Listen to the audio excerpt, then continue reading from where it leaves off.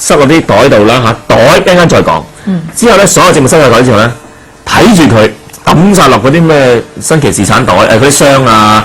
巴拉巴嗰啲礦泉水箱啊，大佬你點會一個鑑證嗰啲需要嘅嘢，會唔係仲係用緊嗰啲正統膠箱或者係鑑證科嘅箱？你擺喺嗰啲已經可以被污染嘅箱裏邊咧？OK， 我都算啦，我當你呢班人係懵㗎啦，我當你唔 professional 啦。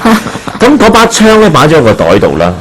呢件事咧，我曾經咧同一個警務人員咧係另一個警務人員嚟㗎，佢同我講。佢話：佢睇完嗰日，佢都好打咗個突。有冇 O 字嘴啊？佢冇 O 字嘴嘅，但係佢話佢好震驚，因為我話點解震驚？因為呢樣嘢佢唔講俾我聽，我都唔知。佢因為當時佢話佢以前學堂 train 過咧，佢話如果牽涉到一啲咁樣嘅案件咧，有啲槍械嘅時候咧，啲警務人員咧係因為香港地方係一個潮濕地方嚟嘅。佢話佢唔會立亂咧將把槍咧抌咗入個膠袋裏邊之後封口嘅，因為咧如果唔係咧，裏邊封口啲所謂嗰啲水氣咧，就會將嗰個槍械嗰啲指模咧就會蒸發咗嘅。